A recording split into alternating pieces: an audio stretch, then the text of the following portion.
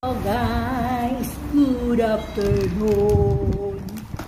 Ngayon guys, gagawa ako ng gamot sa arthritis or rheuma, gout. Ayan. Gagawin ko ay gagawa ko ng juice, pinya,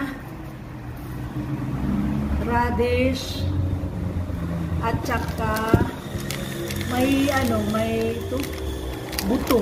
Hindi ko alam kung ano to sa Tagalog. Kasi dito sa Malaysia, tawag dito is buwak karas.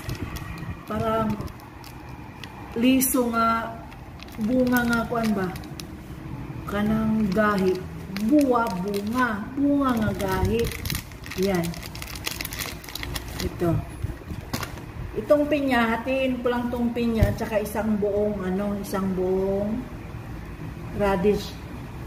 Pero balatan muna natin. Tapos i-blend natin to siya guys, i-blend. Tapos iinumin yan sa may iniindang sakit na gout. Yan, kaya balatan ko muna to. Wala pala akong pilit.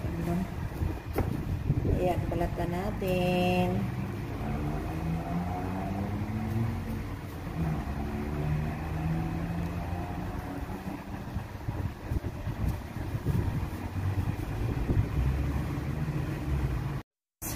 Tapos na nating nabalatan. Ito naman, ito yung yung dalawang buto. Hindi na to siya babalatan kasi buto na yan eh. Hugasan na lang natin yan kasama itong mga binabalatan ko. Tapos itong pinya, hatiin ko para yung kalahati ang gagawin ko. Kasi pag isang buo, marami. Ito, hatiin ko lang to. Hindi ko na ito balatan. Yung ko na lang diretso yung laman niya. Mahal lang pinya. Siya ito 1 kilo. Gagawin ko dito. Ganyan ito na lang.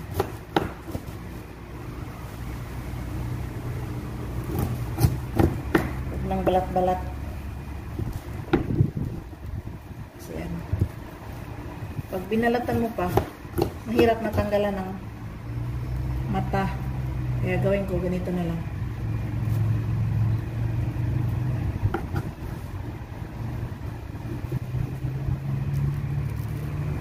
Kasi si Uncle guys, mataki ang gamot-gawot ni Uncle.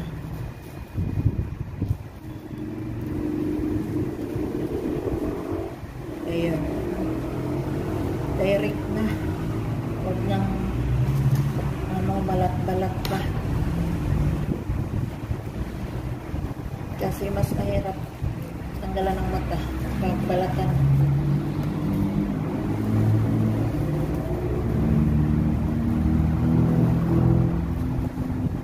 Yan. Mas mapadali.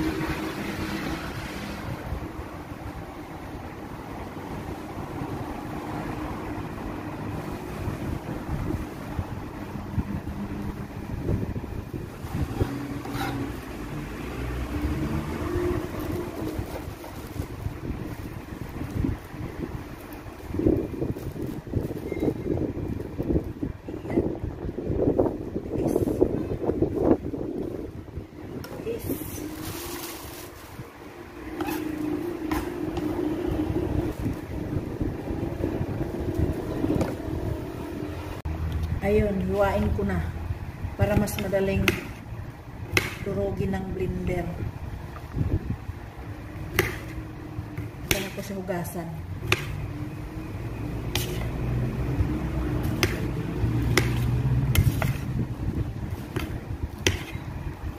Ito buong radish, halo natin yan. na guys. Yan, nahiwa ko na. Radish, pinya, tsaka yung dalawang buto. Hugasan ko muna bago ko i-blend. Ang tubig, kalahating baso para mas madagdagan yung ano kasi sobrang tigas siguro to pag walang tubig. Kaya nilalagyan ko ng tubig, kalahating baso.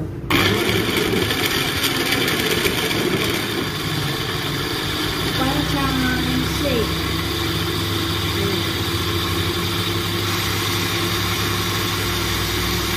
Parang ano pa nga eh, parang sticky. Ayan, shake nga.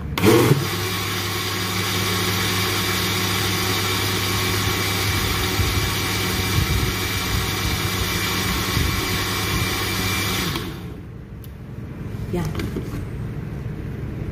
Amoy natin bang.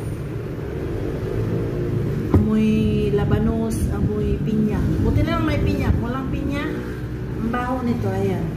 Tapos ito, mga dalawang bisis niya inumin to. Yan. Pero inom siya, hindi pwedeng inom nito na walang laman yung tiyan mo kasi maasim ito. Maasim. Magka uric acid ka naman pag walang laman yung tiyan. Ayun lang. Tapos yung si uncle, pag iinom nito, isang buwan, isang bisis, dalawang bisis, yung gout niya, hindi talaga umaatake pag nakainom nito. Pero pag hindi siya nakainom, masakit yung mga joint niya sa paa niya. Kaya ito lang ininom niya sa isang buwan, dalawang bisis o isang bisis. Yan lang. Okay guys, bye bye!